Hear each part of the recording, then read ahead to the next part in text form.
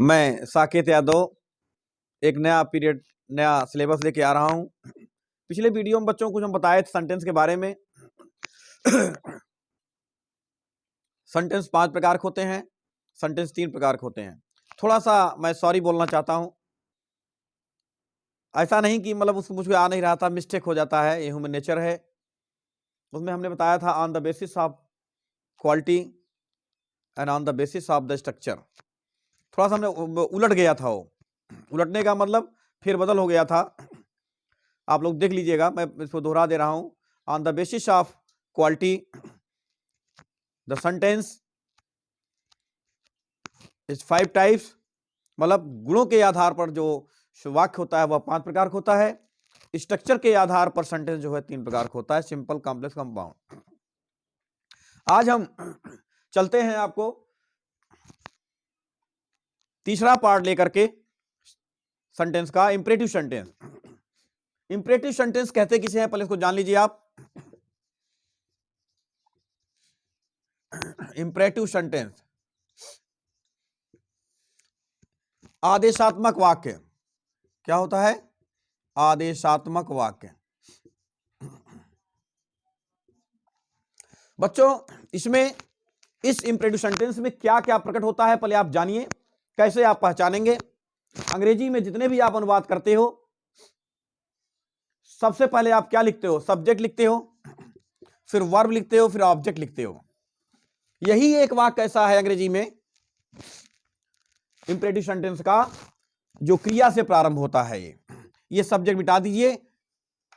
अब आप देखिए, यह वाक्य जो इंपरेटिव सेंटेंस होता है क्रिया से प्रारंभ होता है, ध्यान रखिएगा। इंपरेटिव सेंटेंस अंग्रेजी में हमेशा क्रिया से प्रारंभ होता है। दूसरा पॉइंट, अब यहां प्रश्न आता है, सर क्रिया से प्रारंभ होता है तो कर्ता? इसमें कर्ता अपने मन का काम नहीं करता है जब तक उसको आदेश नहीं मिलेगा, जब तक उसको प्रार्थना नहीं मिलेगा, जब तक उसको सलाह नहीं दी जाएगी। अर्थात साबित होता है कि इंपरेटिव सेंटेंस में प्रार्थना, सलाह, आदेश ये सब प्रकट होते हैं। तो इंपरेटिव सेंटेंस का मतलब यह हो गया कि ऐसा वाक्य जिसमें आदेश, प्रार्थना, सलाह प्रकट हो, वह इंपरेटिव सेंटेंस होता है। फिर समझो, इंपरेटिव सेंटेंस में आदेश, प्रार्थना, सलाह प्रकट होते हैं। ऑर्डर, रिक्वेस्टेड और एडवाइस, ये सब प्रकट होते हैं। दूसरा पॉइंट एक बताओ, महत्वपूर्ण यह है, इंपरेटिव सेंटेंस हमेशा प्रेजेंट इंडेफिनिट में ही होता है। इसको लिख लीजिए, इंपरेटिव सेंटेंस यह केवल प्रेजेंट इंडेफिनिट टेंस में ही होता है।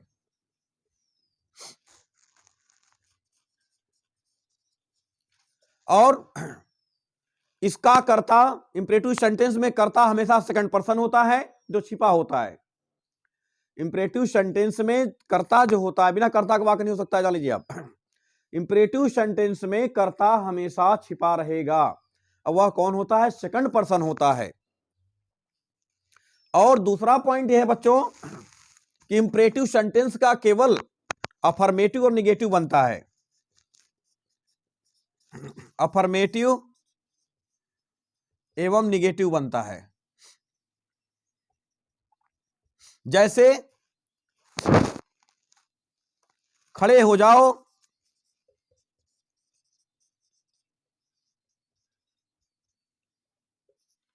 खड़े हो जाओ, यहां मत आओ,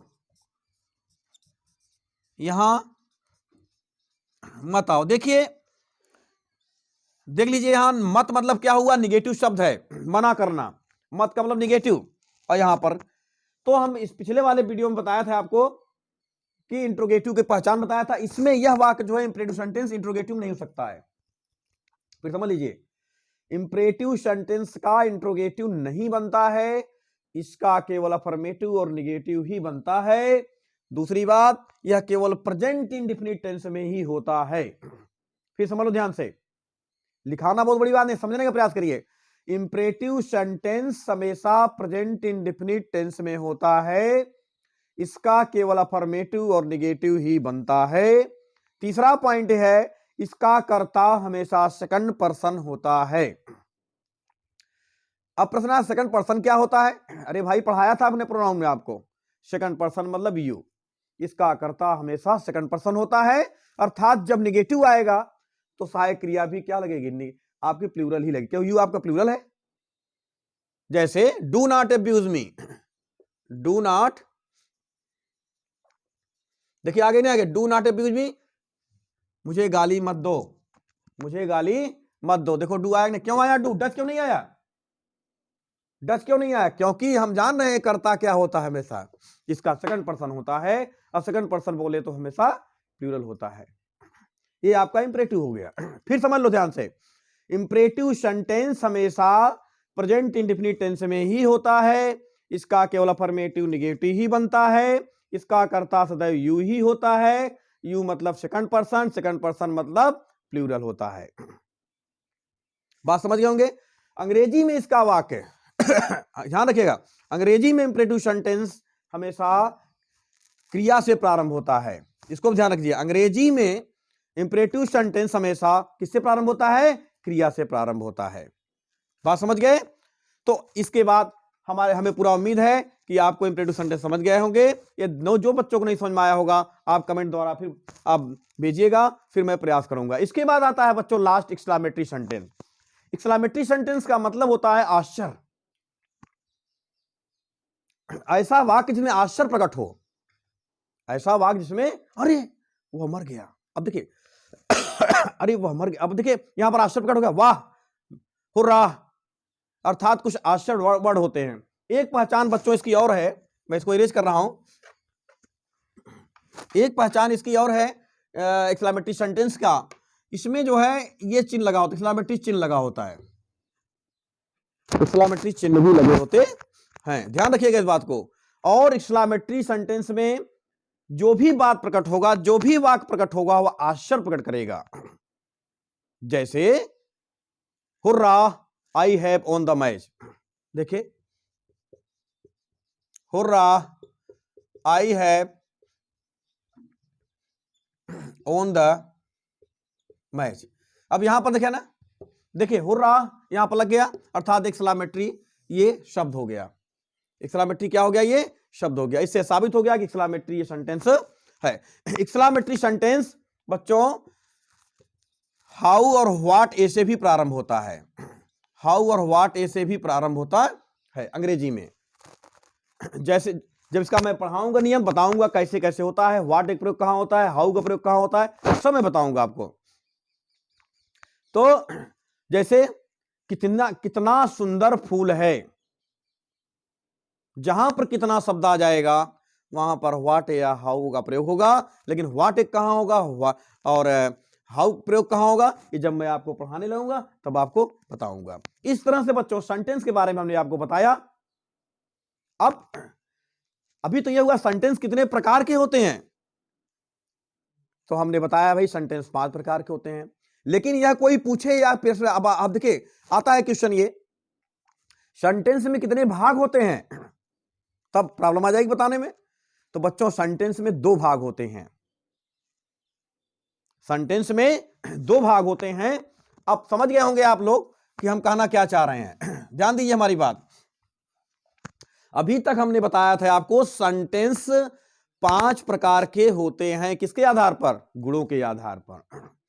एक एक करके हमने आपको विस्तार से बताया, जो कुछ रह गया है जब उसका नंबर आएगा फिर बताऊंगा। लेकिन अब बात आती सेंटेंस में कितने भाग होते हैं, तो बच्चों सेंटेंस में 2 भाग होते हैं, सेंटेंस में 2 भाग होते हैं।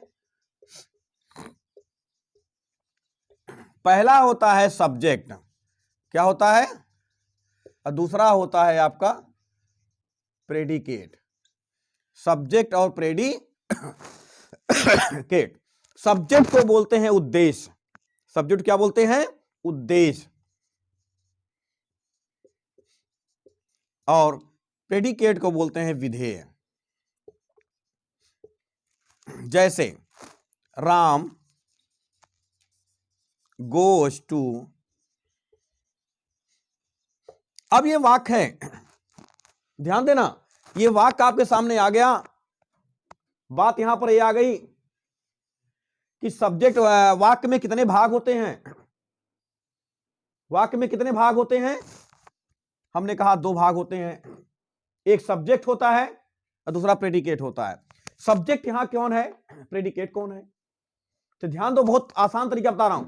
वाक्य में जिसके विषय में कहा जाता है, वाक्य में, ये वाक्य है ना, ध्यान दे रहे हो, राम गोज टू मार्केट वाक्य है ना, किसके विषय में कहा जा रहा है? Ram goes to market, Ram बाजार जाता है, ओ सॉरी, राम स्कूल जाता है, किसके बारे में कहा जा रहा है? राम के बारे में। तो राम जिसके बारे में कहा जाता है, वाक्य में जिसके बारे में कहा जाता है या जिसके विषय में कहा जाता है, वही आपका क्या होता है? सब्जेक्ट। और सब्जेक्ट के विषय में जो कुछ भी कहा जाता है वो होता है प्रेडिकेट। नहीं समझ पा रहे हो? सब्जेक्ट निकल गया, जो कुछ बचा है वो प्रेडिकेट हो जाता है। अरे ऐसे समझ लो, वाक्य में जिसके विषय में कहा गया, किसके विषय में कहा गया? राम के बारे में कहा गया, राम को हमने गोला कर दिया, तो जो कुछ बचा खुचा है वो क्या हो जाएगा? आपका प्रेडिकेट हो जाएगा। इसके भी भाग होते हैं, इसके भी आर्टिकल लगते हैं, हेडवर्ड होते हैं, क्वालिफाइंग वर्ड होते हैं, इसके भी भाग होते हैं। तो इस तरह से हमें उम्मीद है कि आपको यह पूरा समझ में आ गया होगा सब्जेक्ट प्रेडिकेट। फिर समझ लीजिए आप लोग, फिर समझ लीजिए कि वाक्य कितने प्रकार के होते हैं, तो बताएंगे 5 प्रकार के होते हैं। वाक्य में कितने भाग होते हैं, तो बताएंगे आप 2 भाग होते हैं। कौन कौन? सब्जेक्ट और प्रेडिकेट। सब्जेक्ट किसे कहते हैं? वाक्य में जिसके भी, वाक्य की बात कर रहा हूं, जिसके विषय में कहा जाता है वह क्या होता है? सब्जेक्ट। और जो कुछ बचता है आपका, या कर्ता के बारे में या सब्जेक्ट के बारे में जो कुछ भी कहा गया हो, वह क्या होता है? आपका प्रेडिकेट होता है।